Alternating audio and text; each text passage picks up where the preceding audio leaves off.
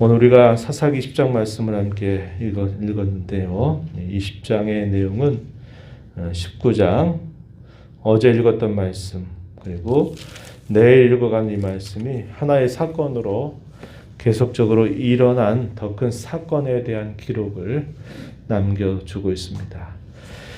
이게 일어난 시점이 언제였느냐? 우리가 읽었던 27절, 28절 가서 보면 이스라엘 자손이 여호와께 물었을 때 그때가 언제냐 말해주기를 하나님의 언약궤가 거기 있었다. 아론의 선자인 엘르아살의 아들 비느하스가 그 앞에 모시고 섰다. 그래서 이 17장에서부터 21장에 이른 내용이 사사기 전체 결론에 해당되는데 이 결론의 내용은 시기적으로 사사시대 마지막에 이루어진 일이 아니라 비교적 사사시대 초기에 발생했던 사건이었다. 이런 말씀을 드렸습니다. 그 근거가 바로 여기에 있어요. 왜냐하면 비느하스가 활동했던 그 때가 시기적으로 후대가 될 수 없다는 겁니다. 여호수아가 떠나서 그렇게 오랜 시간이 지나지 않아서 이러한 사건이 일어났다라는 것을 이야기해 줍니다. 그런데 왜 이 비교적 일찍 일어난 이 사건을 사사기의 마지막에 결론 부분에 기록을 했느냐? 그것은 이미 사사시대의 초기에서부터 그 사사시대가 끝나가는 긴 시간들 동안 이런 모양으로 하나님을 섬겼다. 그 시대가 참 어두웠다. 그 시대가 참 무분별했다. 그 시대 전체가 하나님의 말씀이나 그분의 뜻에 주의하여 어떻게 행할 바를 찾는 것이 아니라 자기들의 소견을 따라서 행했던 그런 시대였다라는 것을 보여주기 위해서 이 기록을 시기적으로는 일찍 일어난 일인데 이 사사기의 마지막 부분에 기록을 해주고 있다 하는 겁니다. 이 19장에서 일어난 사건은 물론 이 사건 자체가 아주 좋은 사건은 아니고 악한 사건입니다. 그러나 이 문제를 처리해가는 과정들을 보게 되면 우리가 누차 생각하게 되는 것처럼 자그마한 죄를 올바르게 처리하지 못하니까 그 죄가 또 죄를 낳고 또 죄를 낳으면서 이스라엘 지파 간에 이 베냐민 지파가 소멸될 위기까지도 결국 만들어버리는 참담한 결과를 낳아버렸다는 것을 보여주고 있다고 하는 겁니다.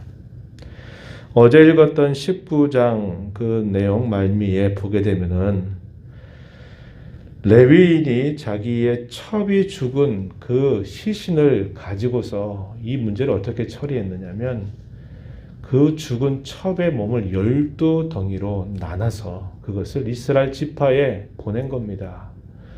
이것을 지켜본 이 이스라엘 지파 사람들이 어떻게 말했냐면 19장 30절 이렇게 말했죠.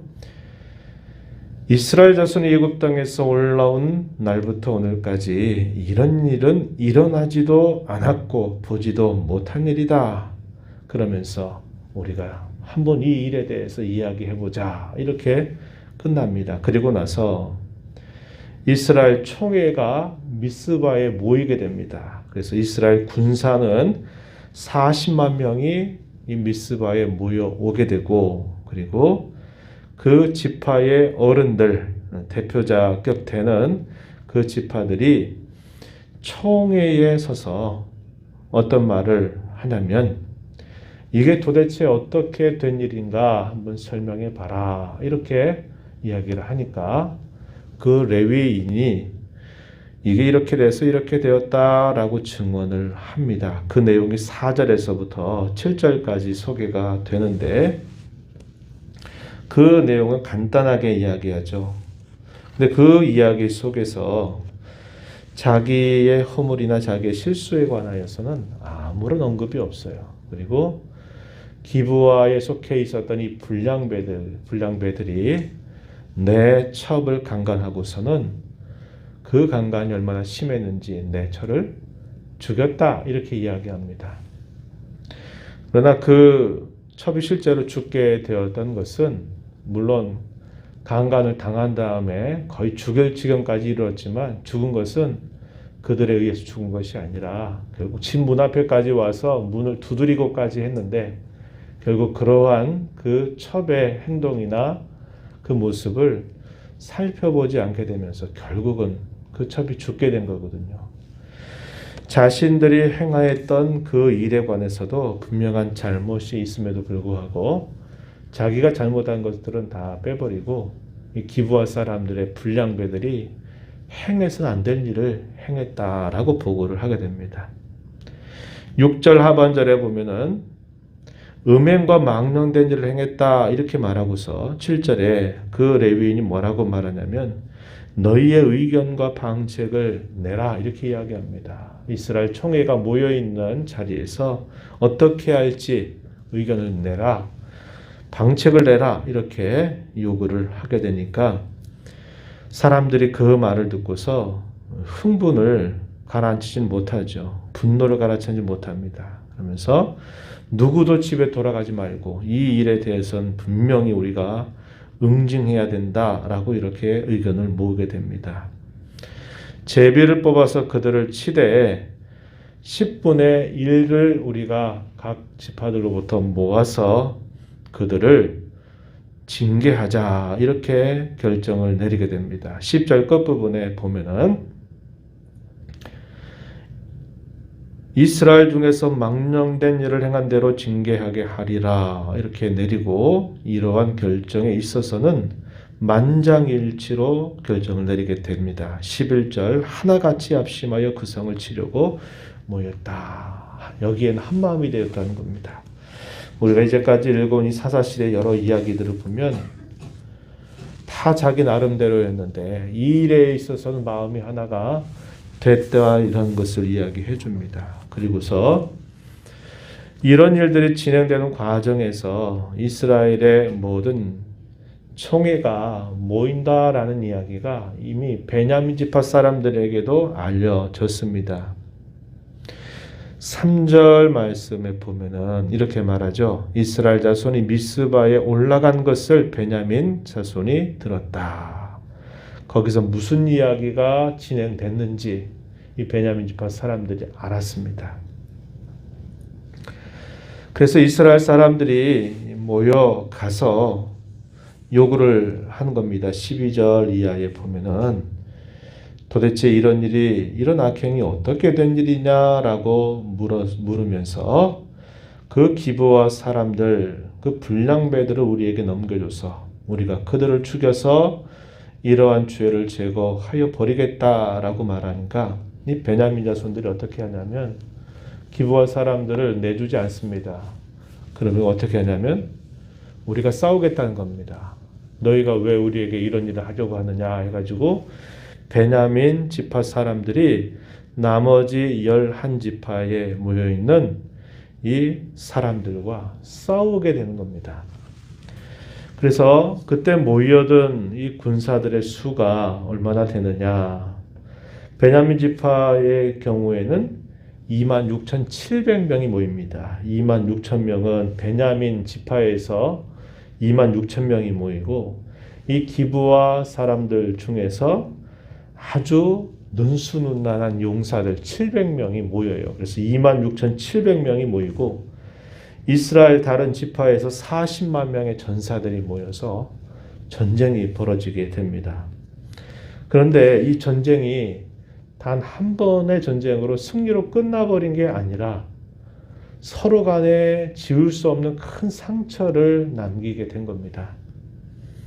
우리가 이제까지 쭉 살펴오는 그런 내용들을 보면 하나님께서 그것이 옳다고 말씀하시면서 하나님이 함께 하시는 전쟁에서는 이러한 일이 없었던 겁니다.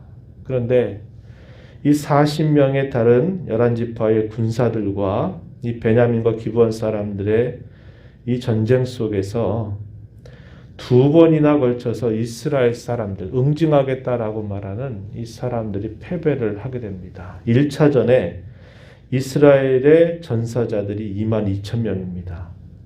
2차전에 붙었던 전쟁에서는 18,000명이 죽어서 4만 명의 전사자들이 일방적으로 이스라엘 지파 가운데 4만 명이 죽게 됩니다. 그리고 베냐민과 기브온 사람들의 죽음에 대해서는 기록이 없어요. 그러니까 패배했다 이 말입니다. 이렇게 되니까 어떻게 하냐면요. 이스라엘의 이 지파에 속해 있는 사람들이 하나님 앞에서 울며 금식하며 번제와 화목제를 드렸다고 이야기하죠. 그리고 나서 하나님께 또다시 묻습니다. 그랬더니 하나님 뭐라고 대답하시면 28절 우리가 읽은 마지막 부분에 보면은 여호와께서 이르시되 올라가라 내일은 내가 그를 내 손에 넘겨주리라. 이렇게 말씀을 하십니다. 그리고 나서 세 번째 전쟁을 벌이게 되는데 이 3차 전에서 어떤 결과가 나타나게 되냐면 하나님이 말씀하신 것처럼 베냐민 지파 사람들이 죽은 숫자가 25,100명이 죽습니다. 아까 26,700명에서 25,100명이 죽게 되니까 남은 사람이 600명이 남겠죠. 47절 한번 보시기 바랍니다. 47절 보면은 베냐민 사람 600명이 돌이켜 광야로 도망하여 림몬 바위에 이르러 거기에서 넉 달 동안을 지냈다. 살아남은 600명의 베냐민 사람들이 이스라엘과 더 이상 싸우지를 못하고 림몬 바위에 숨게 되었다고 이야기합니다. 이 600명이 죽게 되면 베냐민 지파가 소멸돼 버리게 될 상황에 처하게 된 겁니다. 이렇게 되니까 이제 뒤늦게 21장 내가 우리가 읽어간 데서 보니까 이러다 안 되겠다. 뒤늦게 정신을 차린 겁니다. 우리 이스라엘이 12지파가 있어야 되는데 이 베냐민 지파가 이러다가 진짜 소멸돼 버리면 어떻게 하냐. 그래가지고 뒤늦게 방책을 또 찾아내가지고 이제 하는 모습이 우리가 내일 읽어간 마지막 장에서 이제 나타나는데 그것도 역시 올바르지 못한 방법을 사용해서 해보는 겁니다. 왜 이스라엘 백성들이 전쟁을 하는 동안 왜 이 베냐민과 그 기브온 사람들이 패배를 당하느냐. 완전한 승리로 끝나버린 게 아니라 그 말은 그들이 행하는 여러 모습에 있어서도 하나님이 보실 때 합당하지 않은 많은 모습들이 나타났다는 겁니다. 하나님의 백성들이 서로 연합하고 하나가 되어서 서로 힘을 모아 이방 사람들을 쫓아내고 자신들이 살게 되는 그 땅이 거룩한 땅이 되게 하는 일은 그들에게 분명하게 주어진 사명이고 분분이었습니다. 그런데 이 시대가 얼마나 안타깝고 어두운지 자기들 민족들 간에 싸워서 그 죽은 사람의 숫자가 얼마나 많습니까? 이것이 두고두고 그들에게 있어서는 아픈 상처로 남을 수밖에 없는 겁니다.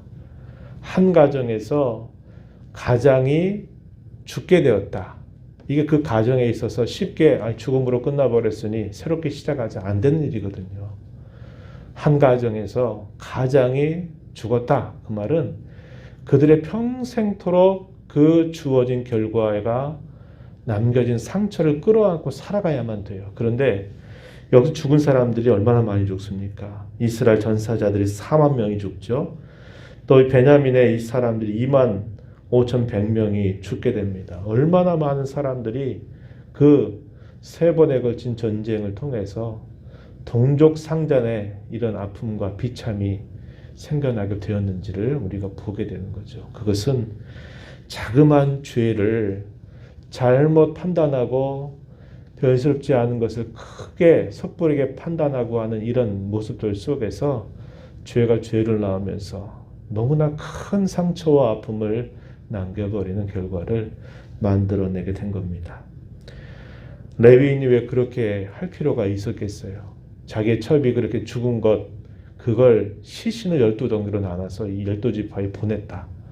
이것도 도무지 납득되지 않은 행동을 한 것이고 그것을 본 이스라엘 총회가 그 사람의 말만 일방적으로 들을 것이 아니었죠.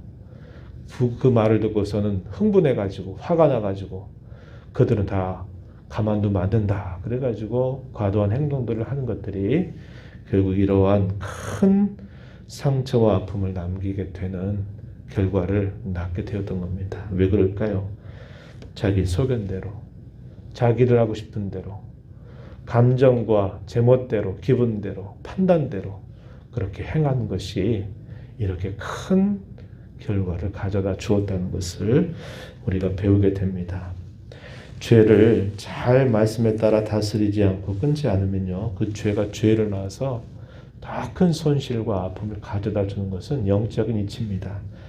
이러한 말씀들을 기억하면서 우리가 하루하루 살아가는 동안에 하나님의 뜻이 무엇이고 그분이 뭘 원하시는가를 우리가 잘 분별하면서 하나님 안에서 되돌아보고 또 되새기고 돌이키고 또 새롭게 하고 결단하고 하는 이 일들이 얼마나 중요한 일인가를 우리는 배우게 됩니다. 우리가 살고 있는 시대 자체도 주일날을 말씀을 드렸지만 다 제멋대로 살아가는 그런 세상 일들이 얼마나 많은지 모릅니다. 네가 하고 싶은 대로 해. 네가 하고 싶은 대로 하면서 만족하면 되지 하는 이런 사고가 굉장히 퍼져 있는 그 시대를 우리가 오늘도 살고 있습니다. 저와 여러분은 하나님을 우리의 진정한 왕으로 모시고 살아가는 사람들임을 기억하고 모든 삶의 중요한 결정과 갈림길 앞에서 무엇이 하나님의 뜻인가를 늘 묻고 또 하나님께 의지하고 구하며 살아가야 하겠습니다. 이런 은혜를 구하면서 우리의 남은 삶을 힘써 살아가는 우리 모두가 되기를 진심으로 바랍니다. 하나님 아버지, 오늘도 새벽을 깨워서 생명 주신 하나님 앞에 나와서 찬양을 드리며 오늘도 말씀을 함께 읽고 그 말씀을 통해 우리에게 주시는 교훈을 생각하게 하심을 감사합니다. 자기 소견대로 살면서 모든 일들을 판단할 때 자기의 기분, 자기의 감정, 자기의 경험에 의지해서 어떤 일들을 판단하고 행하는 그 일들이 죄가 죄를 낳고 하면서 사소하게 작게 끝날 수 있는 그런 문제들을 참으로 큰 문제로 이렇게 확대하면서 동족 상잔의 이런 비극을 일으키게 되는 이 안타까운 일들을 저희가 함께 말씀을 통해서 보았습니다. 오늘 저희가 살아가는 이 시대 속에서도 다 제멋대로 살아가는 이 세상 속에서 하나님의 백성으로 하나님의 자녀로 부름받은 저희들, 우리 하고 싶은 대로 내 기분대로 내 감정대로 내 상황대로 늘 신앙 생활하지 않는 저희의 모습이 되게 하시고 작은 것에서부터 하나님께서 무엇을 원하시고 무엇을 기뻐하시고 무엇이 가장 하나님 앞에 올바른 일인가를 잘 분별해서 또 하나님을 의지해서 살아가는 저희들의 삶이 되게 하여 주시기를 원합니다. 눈에 보이는 상황보다 보이지 않는 참되신 하늘의 상전이신 하나님을 더 바르게 잘 섬겨가는 저희들 신앙이 되게 해주시기를 간절히 바랍니다. 은혜의 보좌 앞에 나와서 아버지 은혜를 간절하게 구하는 모든 심령들의 간구에 귀를 기울여 주시고 응답해 주시옵소서. 예수님 이름으로 기도하옵나이다. 아멘.